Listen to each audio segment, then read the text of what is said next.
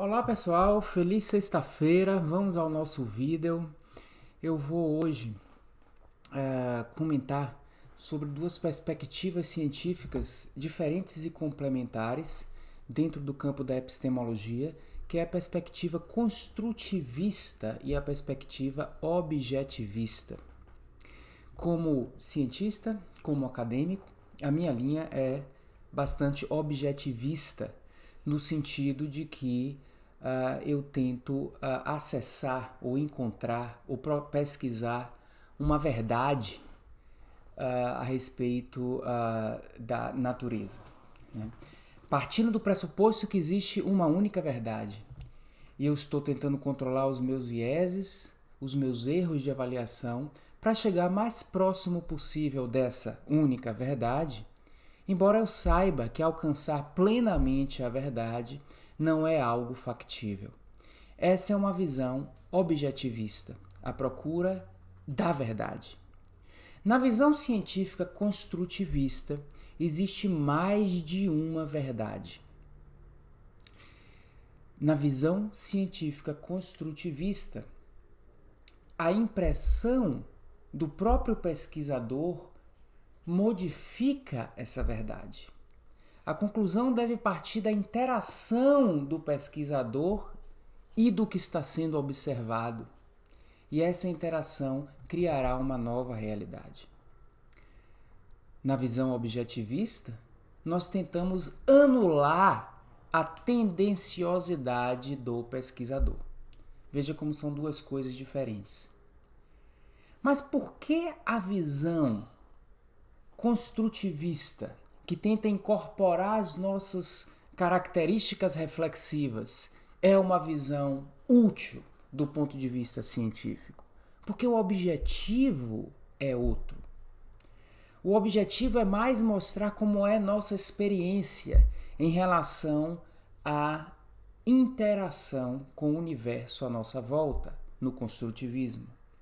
Enquanto no objetivismo eu não estou muito querendo falar da minha experiência ou da minha interação, eu estou querendo encontrar de uma maneira objetiva uma realidade externa à minha pessoa. E isso é muito importante. O melhor exemplo que eu tenho, isso está no blog há alguns anos atrás, eu escrevi isso, de construtivismo, é o exemplo do Papai Noel. Papai Noel existe. E eu estou inspirado por esse exemplo porque já estamos entrando, né, na estação natalina. O copo de Starbucks que eu comprei hoje já foi um copo natalino pela primeira vez. E aí eu começo a pensar no melhor exemplo que eu tenho para tantas situações, e quem nos acompanha sabe que a gente usa muito a metáfora de Papai Noel. É uma metáfora, mas é uma metáfora verdadeira. Papai Noel existe? Do ponto de vista objetivista, não podemos provar. Do ponto de vista construtivista, existe. E existe muito. Existe muito verdadeiramente, do ponto de vista construtivista. Porque o observador interage com a realidade e faz com que aquela realidade se torne presente. Será que não é bom estudar essa realidade de Papai Noel? E o que essa realidade provoca na percepção, nos valores, nos sentimentos das crianças e até mesmo dos adultos? Claro que isso é válido. Papai Noel existe. Papai Noel existe tanto que em certas famílias, quando a criança acorda, os seus presentes, trazidos por Papai Noel, estão do lado da cama. E isso é um fato, mas é um fato decorrente da interação dos participantes dessa teórica pesquisa com o universo. Mas é um fato.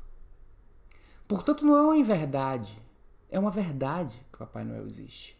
Mas dentro de uma visão construtivista na qual existem diversas verdades coexistindo. Por exemplo, se você for de uma religião não cristã, Papai Noel não existe. Se você for de uma religião cristã, sim, Papai Noel existe. E as duas realidades são verdadeiras. dentro da visão construtivista. Então, puxa, como eu vou escolher uma ciência construtivista ou uma ciência objetivista? Pessoal, não é uma competição. As duas devem ser utilizadas. São duas ferramentas utilizadas para objetivos diferentes. Em situações de ciência social, se aplica muito a questão da subjetividade construtivista. Em situações mais de ciências, digamos, ciência natural ou ciências exatas, a metodologia objetivista se aplica melhor. Eu dei o exemplo de Papai Noel, mas eu posso dar um exemplo mais contemporâneo do que Papai Noel, Covid-19. Se eu quero avaliar se uma vacina é eficaz para controlar uma pandemia ou para prevenir doença em um indivíduo que está dentro da pandemia, eu tenho que ser objetivista e serei assim. Mas se eu quero entender por que algumas pessoas não aderem à ideia da vacinação, eu preciso ser construtivista. Eu preciso entender o processo mental daquela pessoa e descrever esse processo mental. Eu acho que está faltando nessa pandemia muito construtivismo. E a falta do construtivismo promove polarização. Eu sou objetivista, a vacina é boa, só existe essa realidade, e quem não concordar com isso é negacionista. Sim, é negacionismo, sim, em termos do objetivismo. Porém, que tal procurar entender essa pessoa? Porque aqueles que não querem se vacinar nem sempre são os terraplanistas. Às vezes são pessoas que não têm o conhecimento suficiente, que não têm o acesso devido à vacinação, que têm dúvida. E, pessoal, dúvida em relação à vacina é uma coisa de séculos atrás. Porque o próprio surgimento de vacina, ela surgiu de uma maneira controversa e arriscada. Lembrem-se da colocação do pus, né, de pessoas com varíola, né, às vezes para as pessoas aspirarem, ou inoculação mesmo do pus na tentativa de vacinação dessas pessoas. Naturalmente é algo que traz insegurança e outras histórias de vacina ao longo do tempo. Então, ao invés de entrar numa polarização e condenar quem está na dúvida, eu preciso entender o que se passa do ponto de vista daquela pessoa, porque a realidade construtivista daquela pessoa é diferente da minha realidade. É isso que eu estou querendo enfatizar. Essa polarização que nós estamos vivendo, ela também é decorrente da falta de uma certa postura construtivista de quem defende a ciência. Eu tenho que defender a ciência como um todo, numa visão epistemológica como um todo de conhecimento. E não defender o objetivismo versus o construtivismo. Então, eu sou objetivista na minha prática científica. Mas quando a gente entra em fenômenos sociais, como fenômenos de resistência à vacinação, ou hesitação em se vacinar, a gente precisa entender melhor essas pessoas. Entendendo melhor, num segundo momento a gente pode até trazer o objetivismo para a questão e persuadir melhor essas pessoas no controle da pandemia, porque isso é o objetivo. Vacinar controla a pandemia. Agora, o que é que se passa no interior dessa pessoa? Eu preciso estudar. Não para modificar essa pessoa, mas para entender.